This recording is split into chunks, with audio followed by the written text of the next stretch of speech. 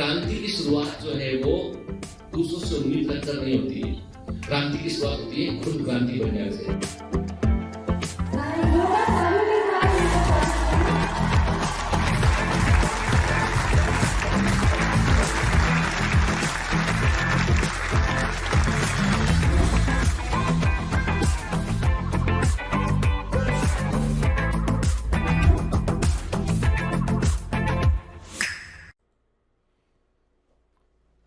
Hello commandos, welcome to Biomentors classes online. I am doctor Jitendra Singh. हम पढ़ रहे हैं बेटा बायोटेक्नोलॉजी और काफी कुछ सीख रहे हैं बायोटेक्नोलॉजी में हम। और कई लोग जो है वो ये भी क्वेश्चन कर रहे हैं क्या सर हम एमबीबीएस करने के बाद बायोटेक्नोलॉजी में जा सकते हैं? तो बिल्कुल आप एमबीबीएस कीजिए, उसके बाद आप एमडी कीजिए, then you can go for the medical biotechnology for the super specialization in USA. ठीक है, तो आप जो है आपको कंट्री से बाहर निकलना पड़ेगा, कनाडा जाना पड़ेगा, आपको यूएसए जाना पड़ेगा और वहां पर आप जो है मेडिकल बायोटेक्नोलॉजी में बहुत कुछ कर सकते हैं। इनके रिसर्च का फील्ड जो है डॉक्टर्स के लिए हमेशा खुला है और डॉक्टर्स वहां पर जनरली कम मिलते हैं आपको, इसलिए आप पाएंगे कि रिसर्च में जो भी डॉक्टर गया है वो काफी आगे तक गया है। ठीक है, लेकिन रिसर्च इतना आसान नहीं होता है, उसमें आपका अपना एप्टीट्यूड की बड़ी रिक्वायरमेंट होती है बेटा। ठीक है, तो इसलिए आपकी जो क्यूरियोसिटी है बायोटेक्नोलॉजी को लेकर वो इंपॉर्टेंट है। तो याद रखिए बेटा कि जो है अभी फिलहाल हमारा फोकस है ये कि हम नीट निकालें और हम एमबीबीएस के लिए पहुंचे, क्योंकि एमबीबीएस करने के बाद आपके पास में प्लाज्मा फिजिक्स का रास्ता भी खुलता है, आपके पास में जो है वो रिसर्च स्टेशन में जाने का रास्ता खुलता है। एमबीबीएस के बाद बहुत सारे रास्ते होते हैं, हमको पता नहीं होते कई बार के, तो चिंता मत कीजिए, मैं आपको गाइड करता रहूंगा कि कहां आप जा सकते हैं वहां से।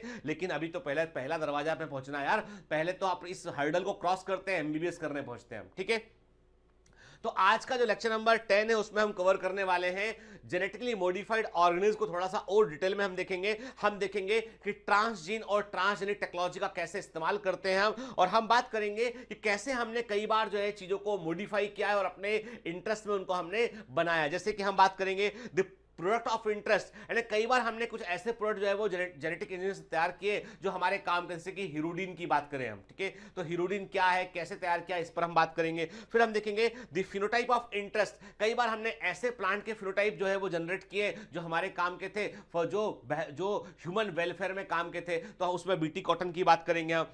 फिर हम बात करेंगे जीन एक्सप्रेशन ब्लॉक की, कैसे हमने जीन एक्सप्रेशन को ब्लॉक किया और एक टमाटर की वैरायटी को तैयार किया, हम फ्लेवर सेवर टोमेटो वैरायटी कहते हैं, उसको देखेंगे हम देखेंगे कि कैसे हमने अल्टरनेशन ऑफ मेटाबॉलिक पाथ को हमने अल्टर्ड किया और गोल्डन राइस को तैयार किया हमने। विल्ट प्रूफ कॉर्नेशन कैसे तैयार करते हैं, तो आज हम बड़ी सारी बातें करेंगे और कई सारी चीजें ऐसी हैं जो आपकी एनसीईआरटी से थोड़ा सा बाहर है, मतलब बियॉन्ड द एनसीईआरटी है। मैं क्लियर कर दूं आपको, जो बियॉन्ड द एनसीईआरटी बायोटेक्नोलॉजी में है ये पुरानी एनसीईआरटी का कुछ हिस्सा है जिसको हमने यहां पे कवर किया है, और ये बड़ा इंपॉर्टेंट हिस्सा है बेटा। एग्जाम में जब तक एम्स हो रहा था तब तक वहां से क्वेश्चन आ रहे थे, जिपमर हो रहा था वहां से क्वेश्चन आ रहे थे, और नीट में मुझे लगता है कि बेटा यदि एग्जामिनर थोड़ा सा भी बाहर जाता है, अपने एनसीईआरटी से बाहर जाता है, तो यही वो पोर्शन है जहां से वो क्वेश्चन करेगा, इसलिए कवर करना जरूरी है। भरोसा रखिए, जो पढ़ा रहा हूं बेटा वो आपके भले के लिए पढ़ा रहा हूं, अदरवाइज कौन नहीं चाहता है कि कम मेहनत करे ज्यादा मिले उसे। यदि हम ज्यादा मेहनत कर रहे हैं इसका मतलब ये कि हमारे सपने बड़े हैं, हमारा लक्ष्य ऊंचा है और हमको एग्जाम में फोड़ कराना है, सॉल्व नहीं करना, फोड़ करना है पेपर के। चलिए तो आज के कुछ क्वेश्चन लगा लेते हैं लेक्चर के पहले। आप सभी लोग इंतजार भी करते हैं क्वेश्चंस का, तो चलो अब आप जो है अभी जो है पिछली क्लास में फिर मैंने जल्दी जल्दी आंसर कर दिया था, तो आज मैं आपको थोड़ा सा रुकूंगा और आपसे बोलूंगा कि चलिए आंसर कीजिए, उसके बाद फिर बताता हूं आपको। ठीक है, तो चलिए, तो क्वेश्चन नंबर 1 आज का जो है आपके सामने स्क्रीन पर है। Agrobacterium tumefaciens is most widely used for gene transfer because, Agrobacterium tumefaciens का जीन स्थानांतरण के लिए सबसे अधिक उपयोग करते हैं क्योंकि option A it causes crown gall tumour, ये क्राउन गॉल ट्यूमर करता है। Option B of its ability to insert Ti plasmid into the nuclear genome, क्योंकि इसमें टीआई प्लाज्मिड को नाभिकीय जीनोम में प्रविष्ट कराने की क्षमता होती है। ऑप्शन सी है इट कैन ग्रो एनीवेयर, ये कहीं भी वृद्धि कर सकता है। ऑप्शन डी है it has ability to kill the pathogenic bacteria, इसमें रोगकारक बैक्टीरिया को मारने की क्षमता होती है। जल्दी से बताइए आंसर, अरे तो फिर मैं बोल दूंगा आंसर, जल्दी जल्दी आंसर बताइए, क्या आंसर होगा इसका बेटा? इसका आंसर है, वेरी गुड, इसका आंसर है of its ability to insert Ti plasmid into the nuclear genome. Clear? चलिए दूसरा क्वेश्चन स्क्रीन पर आपके सामने है। Complete the given analogy with respect to vectors for cloning gene in plants and animals के। अब उसने एक एनालॉजी को दे रखा है यहां पे, उसको आपको पूरा करना है। रिट्रोवायरस, ठीक है, देन एनिमल के, मतलब रिट्रोवायरस एनिमल में इस्तेमाल होते हैं, तो प्लांट में यूज क्या होता है? तो एनालॉजी में जो फिल इन द ब्लैंक्स है वो भरना है आपको यहाँ पे। तो आपके सामने है option A Escherichia coli, option B है पीआई प्लाज्मिड, ऑप्शन सी है एग्रोबैक्टीरियम ट्यूमिफेशियंस, ऑप्शन डी है माइक्रो इंजेक्शन। तो क्या आंसर आएगा इसका बेटा? वेरी गुड, जो पहला क्वेश्चन था उससे जुड़ा हुआ दूसरा क्वेश्चन भी है और दोनों क्वेश्चन एग्जाम में पूछे गए। तो इसका आंसर क्या है बेटा? इसका आंसर है एग्रोबैक्टीरियम ट्यूमिफेशियंस। क्वेश्चन नंबर 3 आपके सामने स्क्रीन में है। देखो, मैं आपको जो भी क्वेश्चन करा रहा हूं ना, मैं आपको दिखा रहा हूं कि एक ही चीज इंफॉर्मेशन को कैसे अलग अलग फॉर्मेट में एग्जामिनर पूछता है। क्वेश्चन नंबर 3 है TI plasmid is present in, किसमें टीआई प्लाज्मिड पाया जाता है? ऑप्शन ए है डिप्लोकोकस, ऑप्शन बी है विब्रियो कोलेरा, ऑप्शन सी है एग्रोबैक्टीरियम ट्यूमिफेशियंस, ऑप्शन डी है बैसिलस thuringiensis। क्या आंसर है इसका? ठीक है, क्या आंसर है? क्या बात है, एकदम फोड़ दिया क्वेश्चन को। क्या आंसर है? एग्रोबैक्टीरियम ट्यूमिफेशियंस के। अब देखो क्वेश्चन नंबर 4 आपके सामने स्क्रीन में है और आपको बताना है significance of heat shock method in bacterial transformation is to facilitate. Bacterial transformation में हीट शॉक विधि का क्या उपयोग होता है, क्या प्रमोट करती है, किसको वो बढ़ावा देती है? याद है हमने पढ़ा था कि रिकॉम्बिनेंट आरडीएनए को कैसे सेल के अंदर इंटर करते हैं। तो हीट शॉक मेथड जो है वो क्या होता है बेटा? तो हीट शॉक मेथड में अब देखिए ऑप्शन देखते हैं। Binding of DNA to the cell wall, ये डीएनए को सेल वॉल से जोड़ने में मदद करता है। ऑप्शन बी है uptake of DNA through membrane transport protein, membrane के ट्रांसपोर्ट प्रोटीन से डीएनए को लेने में मदद करता है। ऑप्शन सी है uptake of DNA through transient pore in the bacterial cell wall, bacterial cell wall में थोड़े समय के लिए छिद्र बनते हैं, उनसे डीएनए को अंदर जाने में हेल्प करता है। फिर ऑप्शन डी है expression of antibiotic resistant gene, antibiotic resistant gene को का एक्सप्रेशन को में मदद करता है। और ये क्वेश्चन एनसीईआरटी एग्जाम्पलर का क्वेश्चन है और ये समझ लीजिए एग्जाम का एक्सपेक्टेड क्वेश्चन है। मैं कह रहा हूं आपसे एग्जाम का एक्सपेक्टेड क्वेश्चन है। क्या आंसर है इसका? क्या आंसर है इसका? अरे भाई हीट शॉक मेथड में हम जो है पहले इसको हाई टेम्परेचर में रखते हैं बैक्टीरिया को, फिर लो आइस में रखते हैं। तो उससे क्या होता है कि पहले इसके पोर ओपन होते हैं और फिर उसके पोर क्लोज आते हैं। तो इसमें हम क्या करते हैं? ट्रांजिएंट पोर जनरेट करते हैं बैक्टीरिया की सेल वॉल में। तो इसका आंसर क्या? इसका आंसर है C uptake of DNA through transient pore in the bacterial cell wall के। नेक्स्ट क्वेश्चन सबसे आपने जो है वो ऐसा समझ लीजिए कि इंफॉर्मेटिव क्वेश्चन है पर कॉम्प्लिकेटेड क्वेश्चन है। वो है question number 5, what is the preferable temperature in which the cell can be given a heat shock before placing it on ice to make them competent? वह अनुकूलतम तापमान कौन सा है जिसमें एक कोशिका को हीट शॉक देने के लिए रखते हैं और उस बर्फ पर रखने, आइस पर रखने के पहले हीट शॉक के लिए रखते हैं उसको, ताकि कोशिका बेहतर प्रकार से ले पाए बाहरी डीएनए को। टेम्परेचर दे रखा आपके सामने, ऑप्शन ए है 22 डिग्री सेल्सियस, ऑप्शन बी है 100 डिग्री सेल्सियस, ऑप्शन सी है 42 डिग्री सेल्सियस, ऑप्शन डी है 270 डिग्री सेल्सियस। क्या आंसर होगा इसका? देखिए अब इसका आंसर यदि आपने 100 लगाया तो गलत आंसर है, क्योंकि 100 में तो जो है पूरा का पूरा एंजाइम सिस्टम बैक्टीरियल सेल का खत्म हो जाएगा, सेल ही मर जाएगी वो। तो 100 और 270 तो ऑप्शन पॉसिबल ही नहीं है। 100 और देखो अब मान लो आपको कोई भी इंफॉर्मेशन नहीं है और क्वेश्चन कैसे सॉल्व करोगे? आपको पता है कोई भी एंजाइम सिस्टम जो है वो एक्सेप्ट टेक पॉलीमरेज को छोड़ दो, वो एक 70 डिग्री सेल्सियस को टॉलरेट कर पाता है, उसके ऊपर वो भी टॉलरेट नहीं कर पाएगा। तो आपको पता है कि नॉर्मल बैक्टीरिया, एस्चेरिया कोलाई बैक्टीरिया में हमको इंट्रोड्यूस करना है तो वो तो नॉर्मल टेम्परेचर का बैक्टीरिया है। तो सिंपल सी बात है कि वो 100 डिग्री सेल्सियस और 270 डिग्री सेल्सियस टेम्परेचर को तो बर्दाश्त नहीं कर सकता है, और 22 degree Celsius temperature normal temperature होता है। तो अब नॉर्मल से जो हायर टेम्परेचर है वो क्या है? वो है 42 डिग्री सेल्सियस। और याद रखिए यही सही है, बायोटेक्नोलॉजी में हम जो हीट शॉक के लिए हायर टेम्परेचर यूज करते हैं वो 42 डिग्री सेल्सियस होता है और मैक्स टू मैक्स वो 45 होता है, परंतु जनरली साइंटिस्ट कहते हैं 42 डिग्री सेल्सियस टेम्परेचर पर काम बन जाता है। ठीक है, क्लियर? तो आंसर का हो गया है 5th क्वेश्चन का सी।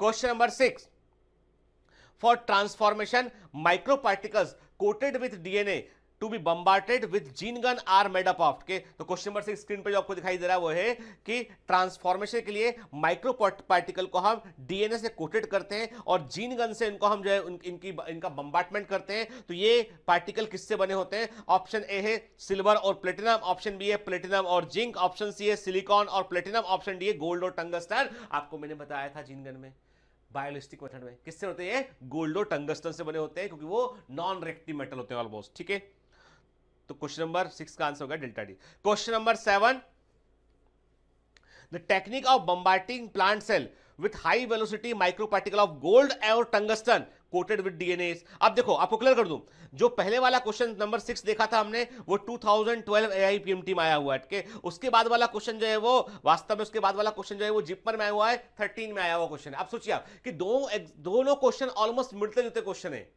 तो क्वेश्चन नंबर 7 क्या बोल रहा है, आपसे कह रहा है कि technique of bombarding plant cell with high velocity micro particle of gold और टंगस्टन कोटेड विद डीएनए।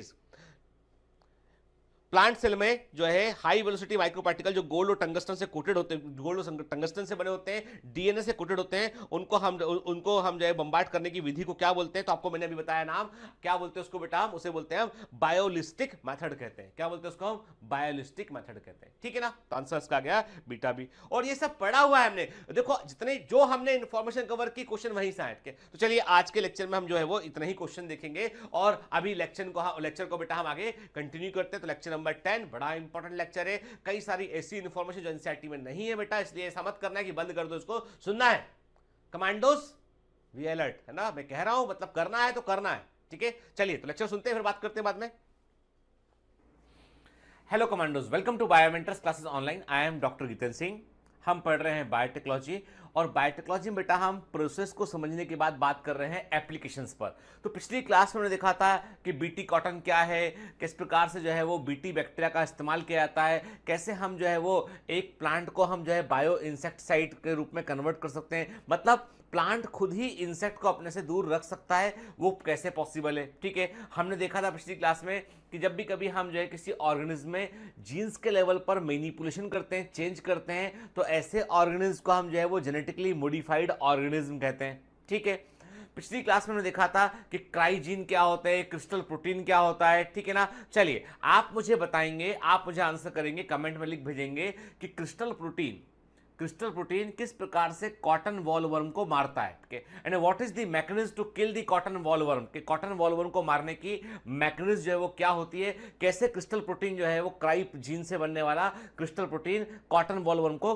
खत्म करता है, और वो उसके बॉडी के किस पार्ट पर एक्ट करता है, यानी कॉटन वॉलवर्म के बॉडी के किस पार्ट पर क्रिस्टल प्रोटीन एक्ट करता है, ये आप मुझे बतलाएंगे। ठीक है, चलिए पिछली क्लास में हमने जो है वो काफी कुछ देखा, हमने समझा कि बीटी जीन का इस्तेमाल कैसे कर सकते हैं हम, ठीक है ना? फिर थूरियोसाइट क्या होता है, के डाइपाइन क्या होता है, हमने बहुत सारी चीजों पर डिस्कस किया बेटा यहाँ पे। और हमने देखा कि हाँ, एग्रीकल्चर में एक बड़ा उपयोग ये होता है कि हमको जो है वो अब जब हमने जो है ट्रांसजेनिक टेक्नोलॉजी का इस्तेमाल किया है। ट्रांसजेनिक टेक्नोलॉजी का मतलब ये है बेटा कि हमने जीन को मैनिपुलेट कर दिया जीव में के। तो हमने क्या किया, हमने एक ऐसा जीन जो उस स्पीसीज के अंदर प्रेजेंट नहीं था, उसे कहीं और से लाके इंट्रोड्यूस कर दिया, और मनचाहा डिजायरेबल कैरेक्टर उसके अंदर हमने क्रॉप में डेवलप कर दिया। और ये कैरेक्टर क्या थे हमारे लिए? ये कैरेक्टर थे हमारे लिए कि प्लांट को हमें जो है केमिकल इंसेक्टिसाइड का इस्तेमाल ना करना पड़े, और प्लांट अपनी सुरक्षा खुद कर सके। तो हमने वो बीटी कॉटन का एग्जाम्पल लिया। ठीक है, ठीक। अच्छा, आप मुझे बताएंगे एक प्रश्न का आपको और उत्तर करना, कमेंट में लिख भेजिएगा, मैं आपके कमेंट चेक करता हूं बेटा के। आप बताएंगे कि कॉर्न बोरर और कॉटन वॉलवर्म के लिए किन क्राइजीन का प्रयोग करते हैं हम, यानी विच ऑफ द फॉलोइंग क्राइजीन्स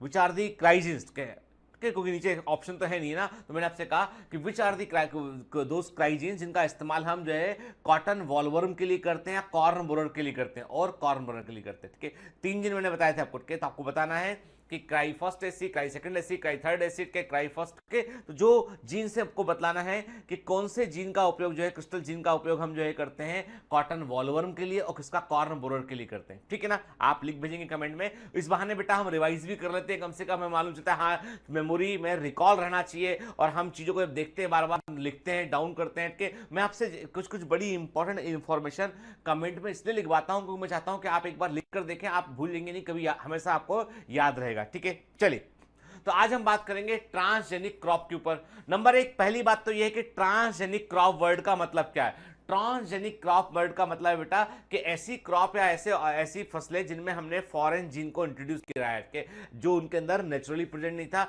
ऐसा जीन बाहर से लाके हमने जोड़ा, उनको हम ट्रांसजेनिक क्रॉप्स कहते हैं। ठीक है, याद रखिए। और इनके लिए शॉर्ट में हम जेनेटिकली मॉडिफाइड ऑर्गेनिज्म वर्ड का यूज भी करते हैं। के तो देखिए, आप डेफिनेशन ध्यान से देखिएगा बेटा इसका। A transgenic crop is a crop that contain or express a foreign gene. एक ट्रांसजेनिक क्रॉप वो क्रॉप होती है जिसके पास में एक फॉरेन जीन या बाहरी विदेशी जीन होता है। ऐसा जीन होता है जिसको हम जीन ऑफ इंटरेस्ट कह सकते हैं, जो हम केमिकल बनवाना चाहते हैं फसल के अंदर, उसका जीन होता है वो, ठीक है। This foreign gene is known as transgene. इस फॉरेन जीन के लिए हम क्या वर्ड यूज करते हैं? ट्रांसजीन का वर्ड का यूज करते हैं, इसलिए इन क्रॉप को हम ट्रांसजेनिक क्रॉप कहते हैं। okay? तो याद रखिएगा बेटा, भूलना नहीं है। ट्रांसजीन क्या होता है? बेसिकली ये फॉरेन जीन होता है। ठीक है, transgene is a foreign gene. Clear? ठीक है, चलिए। और इनको हम जेनेटिकली मॉडिफाइड क्रॉप्स भी कहते हैं इनको हम। देखिए, ट्रांसजेनिक क्रॉप के लिए हम दूसरा वर्ड क्या यूज करते हैं? जेनेटिकली मॉडिफाइड क्रॉप वर्ड भी यूज करते हैं। शॉर्ट में इनको जीएम क्रॉप भी कहते हैं। तो भूलना नहीं बेटा, हमको याद रख, ये सारी टर्मिनोलॉजी याद रखना। ट्रांसजीन क्या होता है, ट्रांसजेनिक क्रॉप क्या होती है, जेनेटिकली मॉडिफाइड क्रॉप क्या होती है। तो हमने आपसे कहा ना कि ट्रांसजेनिक क्रॉप के लिए हम जेनेटिकली मॉडिफाइड क्रॉप वर्ड का यूज करते हैं हम। ठीक है, फिर क्या एडवांटेज है हमको? देखो, सबसे बड़ी बात यह है कि यदि हम कोई टेक्निक का इस्तेमाल कर रहे हैं, कोई तकनीक हम यूज कर रहे हैं, तो उस तकनीक का हमें एडवांटेज क्या है ये हमें मालूम होना चाहिए। ठीक है, तो मैंने कहा आपसे, the technique used for the production of transgenic crop offers the following two advantage के, एंड दो बड़े फायदे हमको ट्रांसजेनिक टेक्नोलॉजी के इस्तेमाल करने से होते हैं, ट्रांसजेनिक क्रॉप के यूज करने में होते हैं। ठीक है, देखो, नंबर एक, any foreign gene can be used for transfer. किसी भी फॉरेन जीन को हम क्रॉप के अंदर इंट्रोड्यूस कर सकते हैं। किसी भी फॉरेन जीन को हम क्रॉप के अंदर इंट्रोड्यूस कर सकते हैं। सबसे बड़ा बेनिफिट ये है। आपको जानकर आश्चर्य होगा कि हम एनिमल प्रोडक्ट को, जो एनिमल बॉडी में बनने वाले प्रोडक्ट हैं, वो भी हम क्रॉप के अंदर डेवलप उनको हम कर सकते हैं। क्या? इसका सबसे अच्छा एग्जांपल है हीरोडीन प्रोटीन। क्या? तो हीरोडीन जो है वो बेसिकली एक एंटीकोगुलेंट होता है जो रक्त का थक्का जमने से रोकता है। तो वो हीरोडीन हमको जोक के अंदर मिलता है, लीच के अंदर मिलता है, और लीच एक एनिमल है, तो उस लीच के वो जीन को निकाल के यदि हम क्रॉप में डाल दें तो क्रॉप के अंदर हम हीरोडीन प्रोटीन का प्रोडक्शन कर सकते हैं। ठीक है ना? तो हम कहते किसी भी फॉरेन जीन को जो है क्रॉप में डाल सकते हैं। दूसरा, the change in the genotype can be controlled in well defined manner because only transgene is added in the crop genome. और जिस फसल में हमने बाहर, जिस क्रॉप के अंदर हमने फॉरेन जीन को इंट्रोड्यूस किया है, उस क्रॉप को हम बेहतर प्रकार से कंट्रोल कर सकते हैं। मतलब हमने जो जीन डाला वही जीन अपने आप को एक्सप्रेस करेगा। के मतलब ये होता है बेटा कि यदि आप हाइब्रिडाइजेशन करेंगे, संकरण करेंगे, हाइब्रिडाइजेशन करेंगे, दो डिस्टेंट वैरायटी को क्रॉस कराएंगे, तो क्या होगा? गैमेट यूज करेंगे, और गैमेट में आपके डिजायरेबल जीन के अलावा कई सारे दूसरे जीन भी होंगे जिनसे आपको कोई मतलब नहीं था, वो जीन भी अंदर जाएंगे। तो एक्चुअली में जो कन्वेंशनल ब्रीडिंग होती है, जो परंपरागत ब्रीडिंग होती है ना, उसमें हम गैमेट्स यूज करते हैं। तो वहां पे एक इंपॉर्टेंट कैरेक्टर जिसको आप चाहते हैं, उसके अलावा कई सारे अनवांटेड कैरेक्टर भी क्रॉप के अंदर आ जाते हैं। लेकिन ट्रांसजेनिक टेक्नोलॉजी में जो जीन आप चाहते हो उसी जीन का आप इस्तेमाल करोगे। ठीक है, ये एडवांटेज है इसका बड़ा। ठीक है, तो मैंने आपसे कहा ना कि देखिए, साफ साफ लिखा है इसमें बेटा, इन कंट्रास्ट, जबकि इसके विपरीत, the breeding activities have following disadvantages. जो ब्रीडिंग एक्टिविटी होती है उनके कुछ बड़े डिसएडवांटेज होते हैं। नंबर एक, पहला तो केवल वही जीन हम इस्तेमाल कर पाएंगे ब्रीडिंग में जो रिलेटेड स्पीसीज के हों या एक ही प्रजाति के अंदर उठ के। क्योंकि देखिए, जितना आप दूर एंड आप रिलेटेड स्पीसीज से बाहर निकलेंगे तो आप क्रॉस ही नहीं करा पाएंगे, वो गैमेट फ्यूज ही नहीं करेगा। तो एक नंबर एक, with in the species different variety को क्रॉस कराएंगे तो सक्सेसफुल रिप्रोडक्शन हो पाएगा। तो इसका मतलब ये है कि आप बिल्कुल डिस्टेंट, जैसे मैंने कहा ना, एनिमल का जीन प्लांट में अपने आप को एक्सप्रेस कर रहा है, एनिमल का जीन प्लांट में अपने आप को एक्सप्रेस कर रहा है, ये ब्रीडिंग से पॉसिबल नहीं है। आप ऐसा नहीं कर सकते आप कि एनिमल का गैमेट और प्लांट गैमेट को फ्यूज कर दिया और आपने प्लांट एक नई क्रॉप को डेवलप कर लिया। आप ऐसा नहीं कर सकते कि एक ही स्पीसीज के डिफरेंट वैरायटी के गैमेट को आपको फ्यूज करना पड़ेगा। तो मतलब लिमिट हो गया, लिमिटेशंस हो गया उसका। ठीक है, दूसरी बात ये, चूंकि आप गैमेट यूज कर रहे हो उसमें कई सारे जीन प्रेजेंट होंगे, उसके अंदर तो डिजायरेबल कैरेक्टर के अलावा अनवांटेड कैरेक्टर भी वहां पे हमको देखने मिलेंगे। ठीक है ना? चलिए, तो ये तो हमको बात समझ में आई कि क्या एडवांटेज है ट्रांसजेनिक टेक्नोलॉजी का over the conventional breeding technique. परंपरागत ब्रीडिंग तकनीक के ऊपर ट्रांसजेनिक क्रॉप का क्या एडवांटेज है वो हमने देखा। ठीक है, फिर हम बात करते हैं, when transgene is introduced in the genome of the organism it can be achieve one of the following। क्या अब हमारा पर्पस क्या है? हम क्यों ट्रांसजेनिक टेक्नोलॉजी को उपयोग कर रहे हैं? हम ट्रांसजेनिक टेक्नोलॉजी को इसलिए उपयोग कर रहे हैं कि हम कुछ चाहते हैं। अब हम चाहते क्या हैं?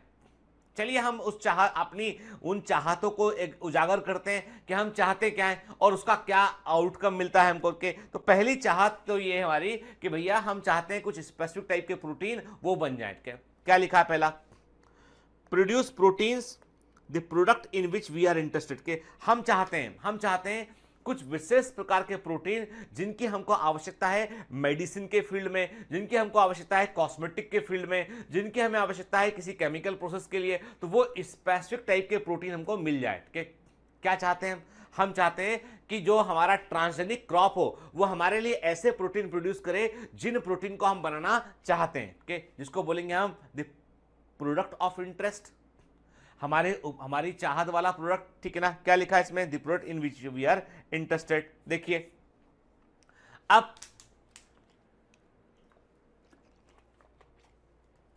स्क्रीन पर आप देख रहे हैं लीच एक्सट्रैक्ट।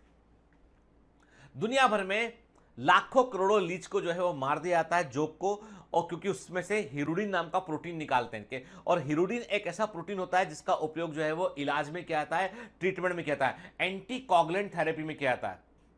जो आर्टरीज के अंदर ब्लड क्लॉटिंग हो गई होती है उसको साफ करने के लिए, उन रक्त के थक्के को गलाने के लिए जो है हिरुडिन का इस्तेमाल करते हैं। तो हिरुडिन जो है वो जिन लीच से यह हिरुडिन मिलता है उनको हम जो है बोलते हैं मेडिसिनल लीच बोलते हैं। मेडिसिनल लीच होती है उनका इस्तेमाल जो है वो लीच थेरेपी में भी किया जाता है। आपने सुना होगा कई सारे ऐसे डॉक्टर भी होते हैं जो अल्टरनेटिव थेरेपी में काम करते हैं, जो जोक की मदद से जो है इलाज करते हैं, लीच की मदद से इलाज करते हैं, उसको लीच थेरेपी कहते हैं। आप गूगल करके देखिएगा, आपको मिलेगा लीच थेरेपी पे काफी सारा मटेरियल आपको देखने मिलेगा, ठीक है ना। मैंने आपसे कहा बेटा कि लीच थेरेपी के मैंने आपसे कहा कि लीच का इस्तेमाल एंटी कोगुलेंट थेरेपी में होता है, क्योंकि उससे हमको हिरुडिन मिलता है। और इंटरेस्टिंग बात है कि एक जो जोक होती है उसके हेड से, उसके सिर वाले हिस्से से हिरुडिन को निकालते हैं, उसके लिए जोक को मारना पड़ता है। तो बड़े पैमाने पर आप लीच को किल करोगे तब जाके आपको हिरुडिन मिल पाएगा, ठीक है। देखिए आप, हिरुडिन जो है वो एंटी थ्रोम्बोटिक एक्टिविटी का होता है, ठीक है। इसको हम हिरुडो मेडिसिनलिस नाम की जोक से निकालते हैं। लिमिटेड अवेलेबिलिटी होती है, एक लीच से जो है हमको केवल 20 मिलीग्राम हिरुडिन मिलता है, क्या बहुत कम अमाउंट है ये। एक मिनिमम डोज जो देना पड़ता है वो है 200 mg का। 200 mg का डोज इस्तेमाल करने के लिए आपको 10 जोक जो है मारनी पड़ेंगी। मतलब 10 लीच का हेड आप 10 लीच को किल करेंगे और उसके हेड से आप हिरुडिन निकालेंगे, तब आपको जाकर आपको 200 mg हिरुडिन मिलेगा। समझ सकते हैं आप। मतलब ये कि एक टैबलेट जो है उसके अंदर जो है वो तकरीबन 10 जोक को मारा गया, 10 लीच को मारा गया, ऐसा होगा, ठीक है। बड़ा इम्प्रैक्टिकल सा लगता है, ठीक है। चलिए, तो अब क्या कर सकते हैं, अब हमने एक बड़ा सही तरीका खोजा। हमें ट्रांसजेनिक टेक्नोलॉजी के बारे में मालूम चला, तो हमने क्या किया कि जोक के अंदर, सुनना बात ध्यान से, मेरी बात पे ध्यान, पीछे लिखा बाद में पढ़ लेना यार, क्या मेरे को सब मालूम चलता है आप क्या कर रहे हो, ठीक है। मैंने कहा आपसे कि जोक के अंदर जो हिरुडिन प्रोटीन को बनाने वाला जीन था, उस जीन को हमने लिया, ठीक है। हमने या तो उसका mRNA लिया, उस पर हमने कॉपी डीएनए को तैयार किया, या हमने डायरेक्ट जीन ले लिया हमने, और उस जीन को हमने जो है ब्रासिका नेपस, एक सरसों के प्लांट में, ब्रासिका नेपस प्लांट में इंट्रोड्यूस कर दिया।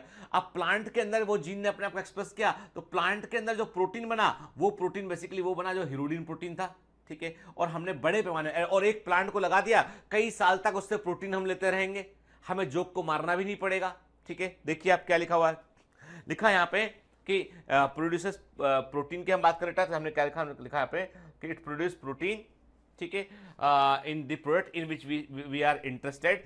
एग्जांपल इसका है hirudin is a protein that prevent blood clotting. Hirudin वो प्रोटीन है जो रक्त का थक्का जमने को रोकता है। It is used in medical field, इसका उपयोग चिकित्सकीय फील्ड में किया जाता है। The gene encoding hirudin was chemically synthesized के then these genes are transferred to Brassica napus plant। अब यहाँ पे एक वर्ड लिखा है केमिकली सिंथेसाइज, इसका मतलब ये होता है कि हिरुडिन प्रोटीन जो है हमको मालूम था कि देखो कैसे केमिकल्स जीन की, सुनो बात को ध्यान से, जीन की केमिकल सिंथेसिस कैसे करते हैं। हमारे पास एक प्रोटीन दे रखा है, हिरुडिन प्रोटीन में हमको एमिनो एसिड का सीक्वेंस मालूम है, हमने उस एमिनो एसिड के सीक्वेंस के अकॉर्डिंग जो है हमने क्या किया, हमने जो है उसके अकॉर्डिंग हमने डीएनए को तैयार कर लिया कि भाई ये डीएनए इस एमिनो एसिड के सीक्वेंस को रिप्रेजेंट करेगा, ठीक है। और उस डीएनए का हमने फिर कॉम्प्लीमेंट्री स्ट्रैंड तैयार किया, तो हमारा जीन बन गया। यानी प्रोटीन को देखकर हम एमआरएनए और डीएनए को बना सकते हैं, हमको मालूम है, ठीक है ना।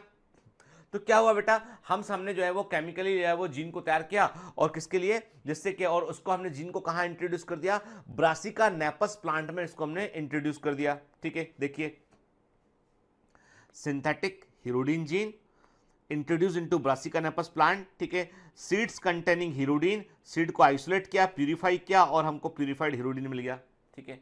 और हिरोडीन इज अ एक्सपेंसिव केमिकल होता है के, और इसके इस्तेमाल से हम कई सारे लोगों का इलाज कर सकते हैं। अब ये ब्लड क्लॉटिंग को रोकता है, क्योंकि जब आर्टरीज के अंदर ब्लड क्लॉट कर जाता है तो उससे आर्टरीज का फ्लो रुक जाता है, तो व्यक्ति मर सकता है, तो वहां पर इलाज करने के लिए इसका इस्तेमाल करते हैं हम, ठीक है, ठीक। In Brassica napus plant, this hirodine starts accumulating in the seeds. Then hirodine is purified from seed and used as medicine, है ना। तो ब्रासिका नेपस प्लांट में क्या होगा कि सीड के अंदर हिरोडीन इकट्ठा होने लगेगा धीमे धीमे, और उसको हम आइसोलेट कर लेंगे। इस केस में the transgene product itself is a product of interest, मतलब इस केस में क्या है बेटा, एंड जो प्रोडक्ट उत्पाद हम चाहते हैं वही हमारे काम का उत्पाद था। मतलब हमने ट्रांसजीन से एक उत्पाद बनवाया और उस उत्पाद का हमने इस्तेमाल किया, यानी ट्रांसजीन की हेल्प से हमने एक प्रोडक्शन किया हमने, और उस प्रोडक्शन को हमने यूज किया अपने लिए।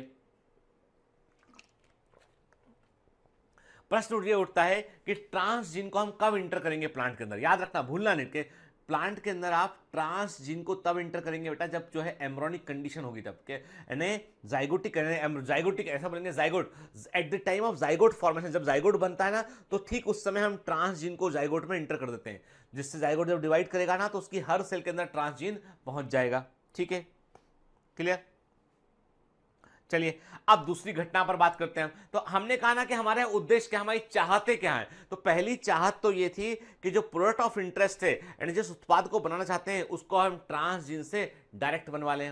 अब दूसरी चाहत की बात करते हैं कि दूसरी चीज हम क्या चाहते हैं। Produces protein that produces A desired phenotype के, मतलब प्लांट ऐसे प्रोटीन को बनाए जिसके कारण कोई एक पर्टिकुलर कैरेक्टर प्लांट में जाए। देखो फर्क है दोनों बातों में। पहली वाली बात में था कि प्लांट के अंदर हमने एक जीन को डाला, जीन से बनने वाले उत्पाद में हमारा इंटरेस्ट था, हमने वो उत्पाद को निकाल लिया। सेकंड में हम बोल रहे हैं प्लांट के अंदर हम कोई जीन डाल रहे हैं और प्लांट के अंदर कोई कैरेक्टर हम प्रोड्यूस करना चाह रहे हैं। हम चाह रहे हैं प्लांट के अंदर कोई कैरेक्टर प्रोड्यूस हो जिससे हमें फायदा हो, ठीक है। तो देखिए क्या किया हमने, सॉइल बैक्टीरिया लिया हमने बैसिलस थ्रोजेंसिस के, और इससे ये क्रिस्टल प्रोटीन को प्रोड्यूस करता है, क्राई प्रोटीन को। ये प्रोटीन जो है इंसेक्ट के लिए जो है वो टॉक्सिक होते हैं, ठीक है, इनको क्राई जीन कोड करता है, और इसके जीन को हमने आइसोलेट किया बैक्टीरिया से और प्लांट में इंट्रोड्यूस कर दिया, जाइगोटिक फेज में इंट्रोड्यूस कर दिया, ठीक है। और क्रॉप ने अपने आप को क्रॉप के अंदर क्राई जीन ने अपने आप को एक्सप्रेस किया और जो है क्या बन गया, बीटी कॉटन बन गया। पढ़ा हुआ है हमने डिटेल में कि बीटी कॉटन को कैसे तैयार करते हैं। याद रखिएगा ट्रांसजेनिक टेक्नोलॉजी में जीन को इंट्रोड्यूस करते हैं जाइगोट फॉर्मेशन के समय, ठीक है। तो ये बात की बीटी कॉटन की। तो बीटी कॉटन में क्या था, हमने एक जीन को इंट्रोड्यूस किया, ट्रांसजीन को इंट्रोड्यूस किया, और उसके कारण जो है एक फिनोटाइप प्रोड्यूस हुआ कि इंसेक्ट उस प्लांट को नहीं खा पा रहे हैं, और वही हमारे काम की चीज थी, ठीक है ना, क्लियर।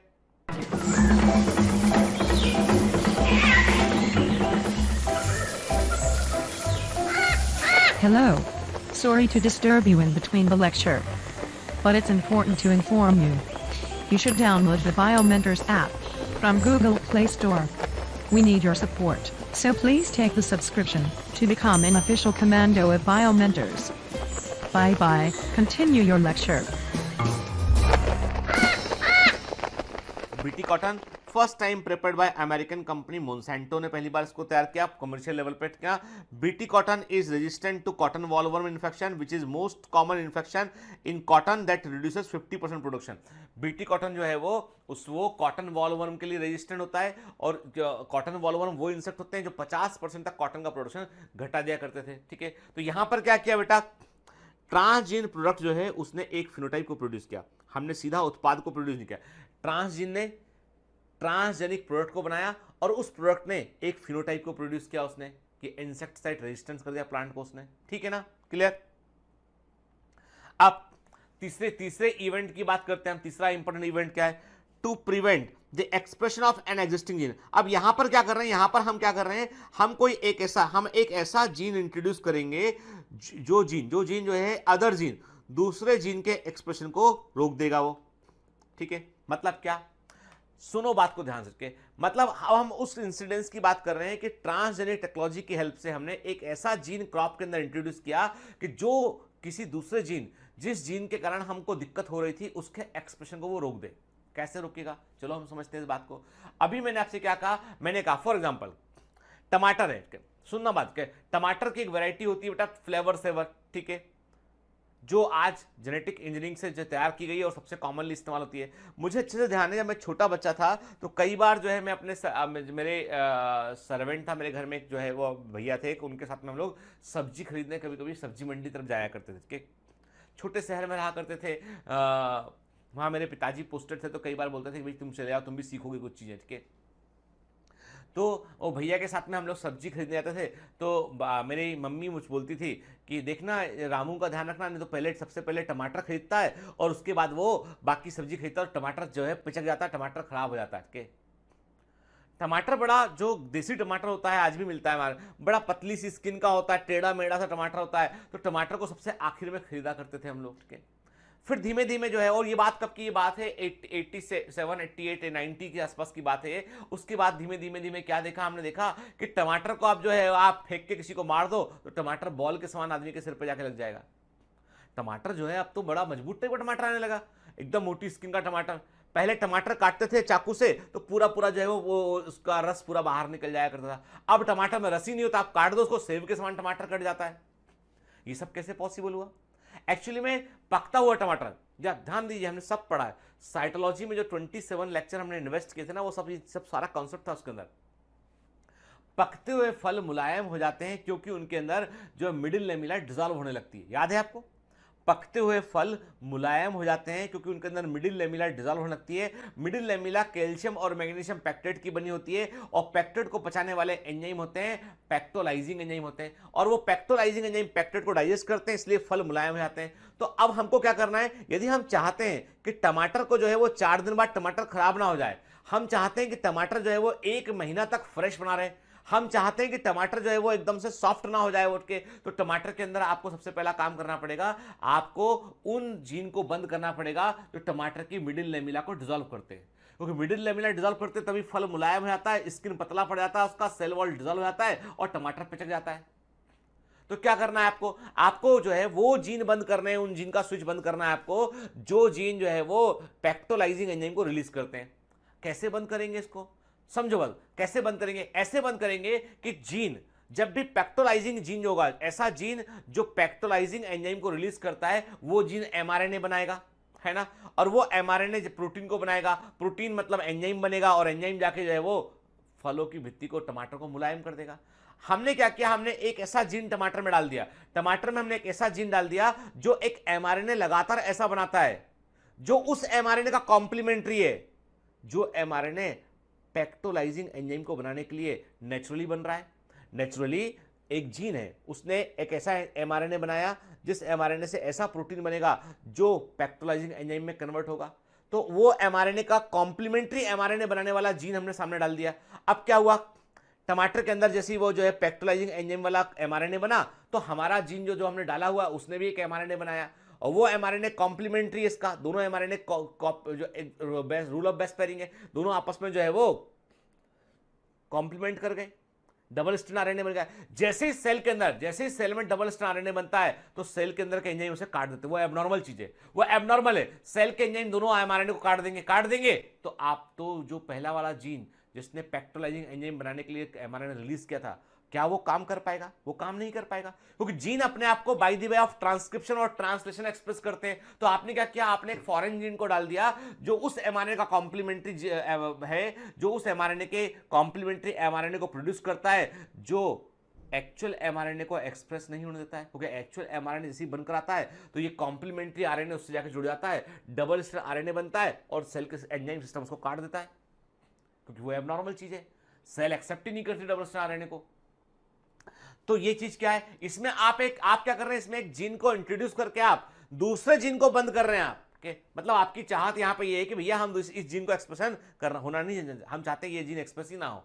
समझ गए बात को? ठीक है, क्या लिखा देखो, देखते हैं। इन टोमेटो फ्रूट, टमाटर के फल में, the fruit softening is due to enzyme polyglycolysis. का तो फलों का पक्का जो मुलायमपन है वो पॉलीग्लाइकोलाइसिस के कारण होता है। इट डिग्रेड मिडिल लेमिला, ये मिडिल लेमिला को डिग्रेड करता है, सो फ्रूट बिकम सॉफ्ट, इसलिए फल मुलायम हो जाता है। This reduces the self life of the tomato fruit, इससे टमाटर के फल को लंबे समय तक हम प्रिजर्व नहीं कर पाते हैं। In tomato variety Flavr Savr, the gene for polyglycolysis is blocked. के याद रखना IMP के, टमाटर की किस्म फ्लेवर सेवर में पॉलीग्लैक्टोरोनेस का जो जीन है उसको ऑफ कर दिया, ब्लॉक कर दिया, ठीक। इससे टमाटर का सेल्फ लाइफ बढ़ जाता है, टमाटर लंबे समय तक फ्रेश रहता है और उसके अंदर मोर सॉल्युबल कंटेंट पाया जाता है, ठीक है। देखिए फर्क, ऑर्डिनरी टमाटर देखिए आप, और देखिए जिसमें जीन को साइलेंस कर दिया, जीन को ब्लॉक कर दिया, उस टमाटर को देखिए आप, देख रहे हैं आप, पहला 10 दिन, 20 दिन, फिर 45 दिन के। देखिए ये टमाटर वैसा का वैसा फ्रेश बना रहा है, जबकि ये टमाटर खराब हो गया है ना, ठीक। क्या किया आपने, देखो नॉर्मल टमाटो में नॉर्मल एमआरएनए बन रहा है, नॉर्मल प्रोटीन बीट बन रहे हैं, और ये फल जो है पक रहा है, इसका बॉल की सॉफ्टनिंग हो रही है। क्या किया आपने ट्रांसजेनिक टमाटो में तो जो है वो आपने वो एक तो देखिए आपने क्या किया, आपने वो जीन इंट्रोड्यूस कर, सिंथेटिक एंटीसेंस जीन को आपने इंट्रोड्यूस कर दिया। ये वो एमआरएनए बनाएगा जो एक्चुअल सेंस एमआरएनए के कॉम्प्लीमेंट्री होगा, डबल स्ट्रैंड एमआरएनए बनेगा और जीन का एंजाइम सिस्टम उसको काट के अलग कर देगा, ठीक है ना। तो ये क्या हो गया, तो आपका टमाटर जो है वो फ्रेश रहा क्योंकि उसके अंदर पॉलीग्लैक्टोरोनेस नहीं बन पा रहा है, ठीक है। Basically this technology is connected with the RNA silencing, ठीक है, जीन साइलेंसिंग के आरएनए इसको हम आरएनए इंटरफेरेंस भी कह सकते हैं इसको हम, ठीक है। आगे बात करेंगे कि या जीन साइलेंसिंग भी इसको हम कह सकते हैं, ठीक है।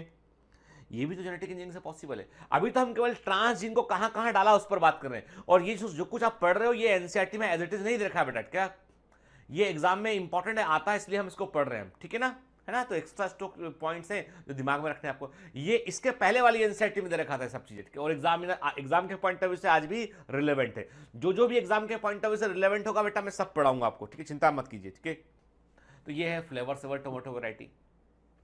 तो अब तक हमने 3 केस पे बात की है। पहला केस वो जिसमें हमने जो ट्रांस जीन को इंट्रोड्यूस किया तो उसने वो प्रोटीन बनाया जो हम चाहते थे, हिरुडीन।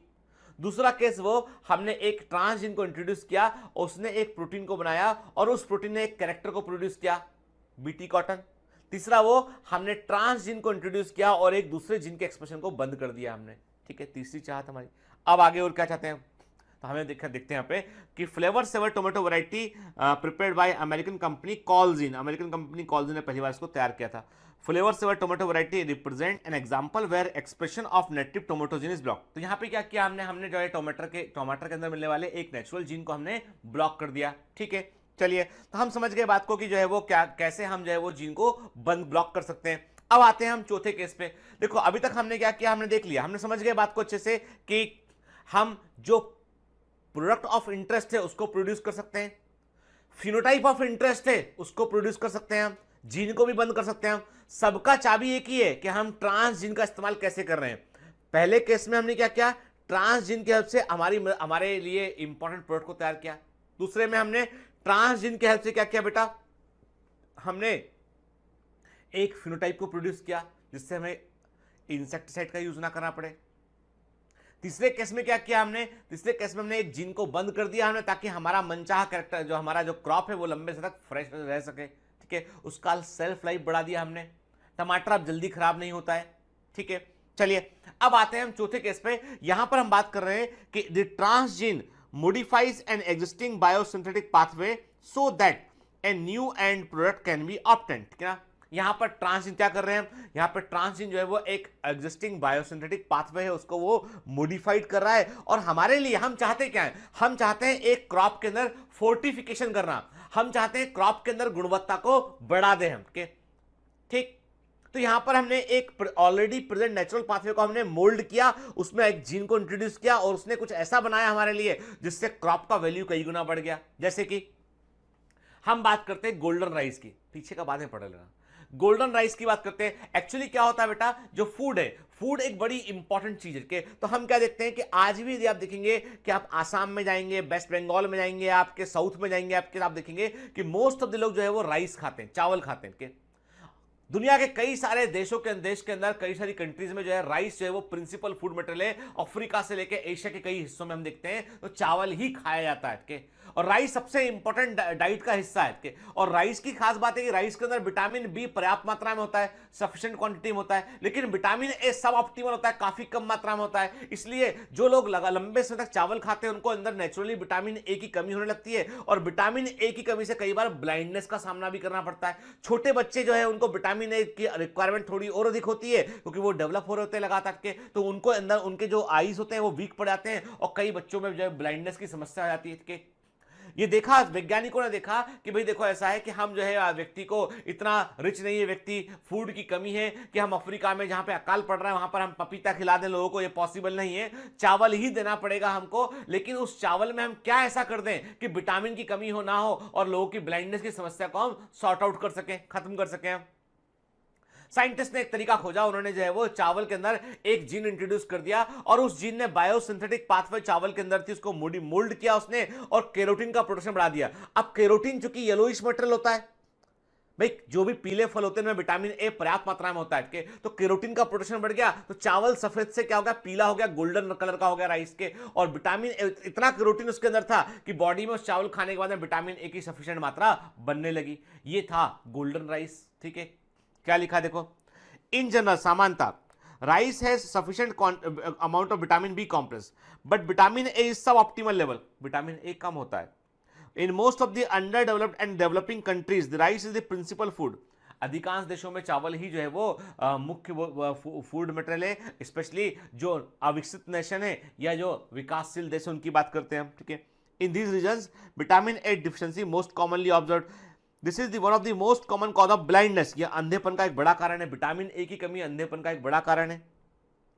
So the scientist inserted A transgene in the rice plant, तो इसलिए वैज्ञानिकों ने चावल के पौधों में एक ट्रांसजीन को इंट्रोड्यूस किया उसमें, ठीक है, विटामिन ए के लिए, और ये केरोटिन कंटेंट को बढ़ा देता है, इसलिए राइस का कलर गोल्डन कलर का हो जाता है बेटा, और इसे गोल्डन राइस कहते हैं और इंडिया में इसको गोल्डन सेला राइस के नाम से बेचता जाता है। क्या तो इसका मतलब ये कि वैज्ञानिकों ने एक सॉल्यूशन ढूंढ लिया। आप सोचिए कितनी बड़ी बात है कि दुनिया भर में कई सारे लोग जो है जिनको 2 टाइम भोजन नहीं मिल रहा था और वो जो आप फूड प्रोवाइड कर रहे थे उसको खाने के बाद भी वो अंधे हो रहे थे, तो उसका वैज्ञानिकों ने इलाज ढूंढ लिया। उन्होंने चावल के अंदर ऐसा जीन इंट्रोड्यूस कर दिया जिससे कि उसके अंदर विटामिन ए की मात्रा बढ़ गई। और ये आप देख रहे हैं, आपको टाइम मैगजीन का ये फ्रंट कवर है जिसने लिखा, कितना अच्छा लिखा है, this rice could save a million kids a year, के ये चावल जो है वो 10 लाख के आसपास बच्चों को एक साल में जो है सेव करता है ब्लाइंडनेस के। ठीक, आप सोचिए कि जेनेटिकली मॉडिफाइड क्रॉप जो होती हैं वो हमारे लिए कितने काम आ सकती है। क्या हम फर्क देख रहे हैं, व्हाइट राइस और गोल्डन राइस में आपको साफ साफ अंतर दिखाई पड़ रहा है कि सफेद चावल में और गोल्डन राइस में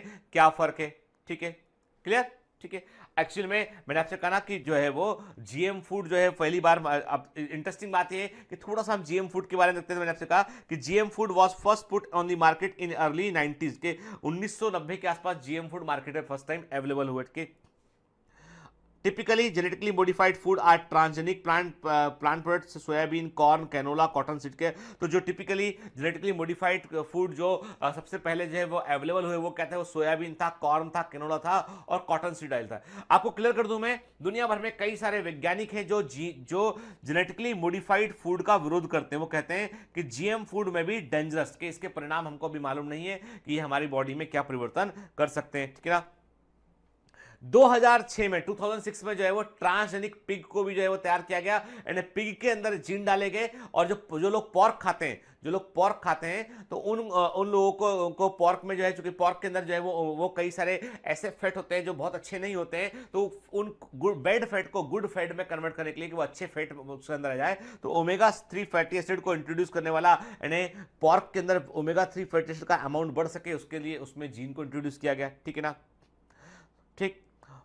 सबसे पहली वैरायटी, जिस वैरायटी का इस्तेमाल हमने जो है वो कैसे किया अपने कंजम्पशन में किया हमने, यानी पहला genetically modified whole food crop, यानी ऐसी क्रॉप जिसका पूरा का पूरा फल हम इस्तेमाल कर पा रहे हैं खाने के लिए, वो है फ्लेवर सेवर टोमेटो वैरायटी। प्रश्न उठता है कि फ्लेवर सेवर टोमेटो वैरायटी का इतना विरोध क्यों नहीं होता है, यानी दुनिया भर के वैज्ञानिक जो है वो फ्लेवर सेवर टोमेटो वैरायटी को एक्सेप्ट क्यों कर लिए, क्योंकि इसमें हमने कोई नया कैरेक्टर प्रोड्यूस नहीं किया है, इसमें हमने कोई बाहर का डिस रिलेटेड जीन नहीं डाला है, इसमें केवल हमने एक नेचुरली प्रेजेंट जीन को स्विच ऑफ किया, उस जीन को हमने बंद किया, उसके एक्सप्रेशन को रोका है हमने। इसलिए वैज्ञानिक कहते हैं कि ये कंपैरेटिवली सेफ है। लेकिन जहां पे आपने कोई नया चीज इंट्रोड्यूस कर दिया, कोई नया प्रोटीन बन रहा है, तो उसका परिणाम क्या निकलेगा ये नहीं जानते हम। ठीक है, फिर आते हैं ट्रांसजेनिक सोयाबीन की बात करते हैं। आपके ट्रांसजेनिक सोयाबीन जो होते हैं वो ग्लाइफोसेट, ग्लूफोसिनेट हर्बिसाइड जो होते हैं उसके लिए रेजिस्टेंट होते हैं ये, और ये वो हर्बिसाइड होते हैं जो जनरली दूसरे खरपतवार जो खेतों में क्या था, खेत जब लगाते हैं बेटा उसमें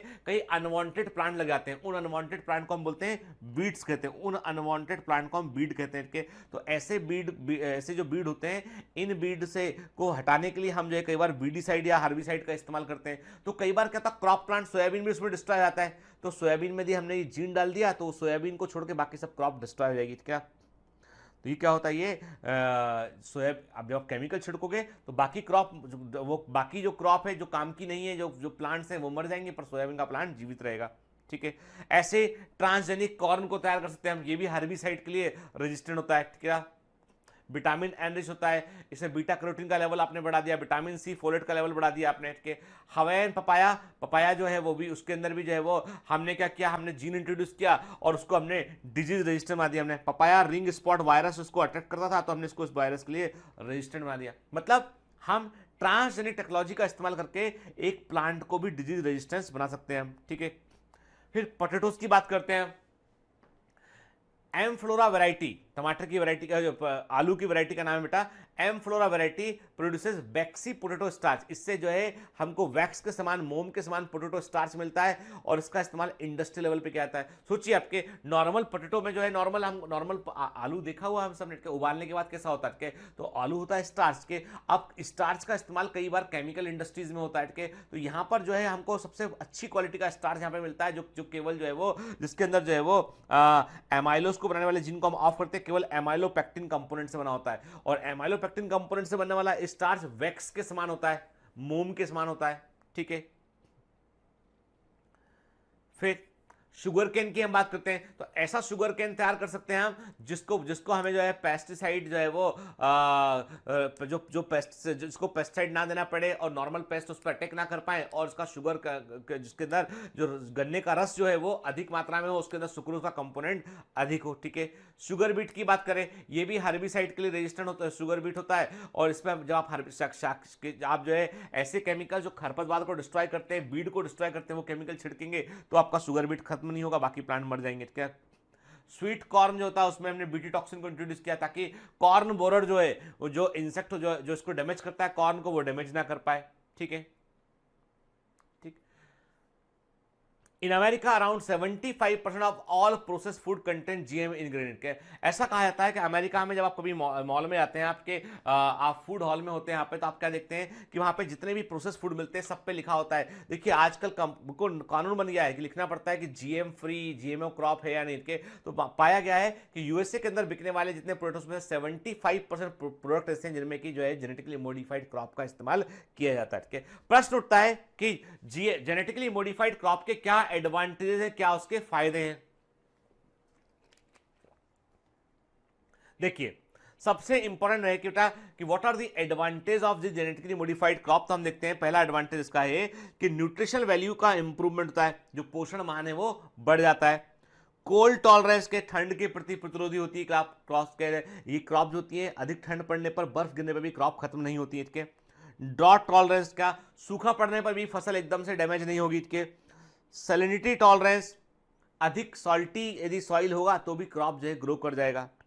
हर्बिसाइड टॉलरेंस, आपने जो है केमिकल छिड़का है, बाकी बीड या खरपतवार मर जाएंगे लेकिन ये क्रॉप को डैमेज नहीं होगा। ठीक है, डिजीज रेजिस्टेंस, पेस्ट रेजिस्टेंट के, तो दूसरे कीड़े इसको क्रॉप को डैमेज नहीं कर पाएंगे, वायरस और बैक्टीरिया का इन्फेक्शन उस पर नहीं लग पाएगा। तो मतलब हम जो है अपनी क्रॉप को हर प्रकार से सेव कर पाएंगे, अधिक प्रोडक्शन को हम कर पाएंगे। ठीक है ना। अब प्रश्न उठता है, इतनी अच्छी क्वालिटी होने के बावजूद के एंड जेनेटिकली मॉडिफाइड क्रॉप में आपने देखा ना कितने सारे उद्देश्य थे, हमने सब पूरे किए, हमने इतना सब कुछ होने के बावजूद इसका विरोध क्यों है? वाई जो है वो कई सारे ऑर्गेनाइजेशन जो है इसको क्रिटिसाइज क्यों करते हैं? क्योंकि वो कहते हैं कि हम नहीं जानते इस बात को कि प्रकृति ने कभी भी जो है वो बीटी के जीन को क्रॉप के अंदर नहीं डाला धर के। आप क्या कर रहे हो? आप नेचुरल इकोसिस्टम को मॉडिफाई कर रहे हो। वो जो इंसेक्ट आपके कॉटन को खा रहा है ना, तो उसके लिए फूड था कॉटन। आप सोचिए प्रैक्टिकल के, कॉटन वॉलवर्म यदि कॉटन को खाता है तो उसका फूड था वो। ठीक है, आप कपड़ा बनाते हैं ये आपकी प्रॉब्लम है, क्योंकि क्लॉथ जो है वो जानवरों के लिए कपड़े नहीं बनाए गए थे। यानी हम ह्यूमन बींग्स ने अपनी सभ्यता को अलग तरीके से डेवलप किया है। बाकी जानवरों में से आप देखिए कौन सा जानवर ऐसा कपड़े पहनता है? ठीक है, नहीं ना। तो जो कॉटन बॉलवर है उसके लिए कॉटन फूड था, आपने उसमें जिन डाल के कॉटन बॉलवर को खत्म कर दिया आपने। कॉर्न बॉलवर के लिए कॉर्न जो है फूड था, आप मक्का से, चूंकि आप दूसरी चीजें प्रोड्यूस करते हो इसलिए आप मक्का को जो है वो उससे एल्कोहल बनाते हो, पशुओं का चारा तैयार करते हो आप उसको, इसलिए आप चाहते हो कि कॉर्न बॉलवर को ना खा जाए वो। भाई उसका तो फूड था वो, तो आप पूरे इकोसिस्टम को डैमेज कर रहे हैं। आपने इसका जीन उसमें डाला, उसका जीन उसमें डाला, आप परिणाम क्या निकलेगा आप नहीं जानते इस बारे में। तो वैज्ञानिक कहते हैं कि संभावनाओं के बारे में आपको नहीं पता है कि आप जो कर रहे हैं वो क्या होने वाला है उसका, ठीक है, इकोसिस्टम को, इन्वायरमेंट को, और तो और जो नेचुरली इवोल्यूशन की प्रोसेस चल रही है उसको वो कैसे अफेक्ट करेगा, क्या हो जाएगा प्रकृति में, इसके बारे में हम नहीं जानते अभी के। तो unintended harm to other organism, gene transfer to non targeted species. अब आपने जो जीन डाले हैं वो जीन कई बार ऐसी जगह पहुंच सकते हैं कि कोई खतरनाक जीव बन जाए, कोई खतरनाक बैक्टीरिया वायरस नेचर में प्रकृति में अपने आप तैयार हो जाए आपके जो जीन की छेड़खानी करने के कारण, क्योंकि वो जीन फ्रीली अवेलेबल हो गया नेचर के अंदर। Reduce effectiveness of the pesticide के, और आने वाले समय में ऐसा हो सकता है कि आप जिन इंसेक्ट को आप मार रहे हो वो रेजिस्टेंट कर जाए वो। अब आपका ना तो पेस्टिसाइड काम करेगा आपका, ना आपका वो बायोटेक्नोलॉजी काम करेगा वहां पर, ठीक है। तो इसका मतलब ये है कि और पावरफुल जो इंसेक्ट जो है आज आसानी से जिनसे आप निपट सकते थे वो इंसेक्ट और पावरफुल होकर नहीं, क्योंकि जीवन अपनी राह खुद ढूंढता है, लाइफ जो है वो अपनी राह खुद ढूंढता है, सब खत्म नहीं होंगे, कुछ बचेगा और बचकर वो अपने आप को इवॉल्व करेगा और इस चीज से ऊपर निकल जाएगा, ठीक है। तो ये तो हमने बात की। अब इसके अलावा क्या कुछ और एग्जाम्पल है? देखो बेटा, मैंने पहले भी आपसे कहा था कि अभी हम जो पोर्शन यहां कवर कर रहे हैं ये बिल्कुल एम्स के लेवल पे यहां पे हम कवर कर रहे हैं। तो मैंने आपसे कहा ना कि some other example of gene manipulation का दूसरा एग्जांपल है बिल्ट प्रूफ कार्नेशन फ्लावर। मैंने आपको याद होगा जब मैंने बायोटेक्नोलॉजी शुरू किया था मैंने, तो हम आपको जो है मैंने ईशा अंबानी की मैरिज के बारे में बताया था कि जो है उस मैरिज में जो उनके घर के बाहर फ्लावर लगे हुए थे काफी सारे के, और वो फ्लावर कम से कम 2 या 3 वीक तक 21 डेज तक flower as it is fresh लगे हुए थे। फिर जब जिस पहले दिन फ्लावर लगाए गए लोगों ने कहा देखो कितने अच्छे फ्लावर लग रहे हैं इनके, वही लोग 15 दिन बाद बोलने लगे थे कि ये फ्लावर नकली है क्योंकि अभी तक मुरझाए नहीं फ्लावर ये। एक बार जब मैं वहां से निकल रहा था तो मैं और मेरी वाइफ कार में थे, तो मेरी वाइफ मुझसे बोलती कि देखो ये फ्लावर जितने लगाए वो सब नकली है। देखो 3 वीक हो गया, अब तो 20 दिन हो गया है, फ्लावर एक भी नहीं मुरझाया। मैंने कहा नकली नहीं है ये, चलो गाड़ी रुक के देखते एक फ्लावर लेके के। तो सड़क किनारे बहुत सारे लगे होते उनके फ्लावर, तो एक फ्लावर लेके देखा, मैंने कहा ये असली फ्लावर है के, और ये लेकिन बायोटेक्नोलॉजिकल हेल्प से तैयार किया गया फ्लावर है के, ये कार्नेशन फ्लावर है जो कई दिन तक खराब नहीं होगा के। तो wilt proof carnation flower, ethylene phytohormone causes wilting of the flower. There is a gene that makes flower petals sensitive to ethylene. Scientists replaced this gene by insensitive gene so that new carnation flower lasted 3 weeks after cutting. यानी carnation flower 3 week तक fresh हो सकता है, normal carnation flower 3 दिन में खराब हो जाता है। सोचिए, यानी एक ऐसा जीन जो इथाइलिन फाइटोहार्मोन को प्रोड्यूस कर रहा था जिसके चलते फ्लावर की पंखुड़ियां गिर जाया करती थी, फ्लावर जो है मैच्योर हो जाया करता था के, और जो है वो उसकी एजिंग होती थी फ्लावर की, उस जीन को रोक दिया गया, ठीक है। तो ये बायोटेक्नोलॉजी का चमत्कार है। फिर weevil proof peas, weevil are the most notorious pest, ये एक तरह के इंसेक्ट होते हैं जो कि मटर को खा जाते हैं। क्या तो क्या किया हमने जो है वो एक ऐसा जीन तैयार किया पी में जिसके कारण जो है वो इंसेक्ट उस मटर को खा नहीं पाते, तो मटर जो आपकी डैमेज नहीं होती है, ये भी एक तरीका है, ठीक है। तो कुल मिलाकर यह है कि हमने क्या किया, हम समझ गए बात को कि हम ट्रांसजीनिक टेक्नोलॉजी का इस्तेमाल कर सकते हैं और उसके चलते हम मनचाहे, देखो हमारा मनचाहा प्रोडक्ट, हमारा मनचाहा उत्पाद जो है वो हम प्रोड्यूस कर सकते हैं, हमारा मनचाहा फिनोटाइपिक कैरेक्टर प्रोड्यूस कर सकते हैं, हम किसी जीन को रोक सकते हैं, और तो और हम किसी बायोसिंथेटिक पाथवे को मोल्ड भी कर सकते हैं। वही सीखा हमने आज, ठीक है। तो कुल मिलाकर आज हमने क्या देखा, आज हमने देखा कि जो ट्रांसजेनिक टेक्नोलॉजी है उसके क्या एस्पेक्ट होते हैं, क्या क्या उससे मिलता है। तो हीरोडिन कैसे बना, ब्रासिका नेपस का कहाँ इस्तेमाल किया हमने वो देखा हमने ये भी देखा कि किस प्रकार फ्लेवर्स व टोमेटो वैरायटी को तैयार किया गया, ठीक है। हमने ये भी देखा कि किस प्रकार से जो है वो बीटी कॉटन को तैयार किया गया, हमने ये भी देखा किस प्रकार से गोल्डन राइस को तैयार किया गया, ठीक है। चलिए नेक्स्ट सेक्शन में हम आगे बात करेंगे इसके ऊपर। तो भी बड़ा इंटरेस्टिंग हिस्सा आने वाला है, मेडिसिन के फील्ड के बारे में बात करेंगे। यहाँ पे हम किन मेडिसिन को हम प्रोड्यूस करते हैं बायोटेक्नोलॉजी की हेल्प से। तो ये जो पूरा हिस्सा है ना बेटा समझने का के, तो बड़े ध्यान से पढ़ते रहिए, समझते रहिए बेटा, और हमेशा अपना मन लगा के पढ़िए, चीजों को जानने के लिए पढ़िए। आप एग्जाम को जब पढ़ते हो तो भूल जाएगा एग्जाम के बारे में, तब समझने के लिए पढ़ा कीजिए, अपने दिमाग के सारे सेंसेस को खुला रखिए आपके, और खूब सारे क्वेश्चन लगाइए, डीपेस्ट सॉल्व कीजिए। All the best. आज के इस लेक्चर के बाद आपको लगा होगा कि वास्तव में बायोटेक्नोलॉजी जेनेटिक इंजीनियरिंग जो है वो एक प्रकार के जादू के समान है, मिराकल के समान है, बहुत कुछ हम क्रिएट उससे कर सकते हैं। और जो है लेकिन आगे के लेक्चर्स में हम ये भी बात करेंगे कि जो है क्या इथिकल इश्यूज के सामने आ रहे हैं, क्या समस्याएं भी इससे जुड़ी हुई हैं, तो हम आगे के लेक्चर्स में आगे कवर करेंगे बेटा इन चीजों को। अब तो आज के लिए इतना काफी है, तो पढ़ते रहिए बेटा, मेहनत करते रहिए, और बिल्कुल अब एग्जाम के पास पहुंच गए ना तो जमकर एफर्ट करना है के, यानी लास्ट में अपना पूरा दम लगा देना है। जो स्टडीज होती है बेटा, एग्जाम की तैयारी होती है, वो मैराथन रेस के समान होती है। शुरू में आप दौड़ना शुरू करते हैं, एक स्पीड को मेंटेन करते हैं, लास्ट में पूरा दम लगा देते हैं जीतने के लिए। ठीक है, all the best. Hi. To become an official commando of Biomentors, join us at www.biomentors.online. Here you can solve daily practice papers, an online test. You can download performance enhancement sheets. You can track your progress. You can interact with other fellow commandos. Join us and prepare yourself. It's a commando training for your success. Download Biomentors online app from Google Play Store.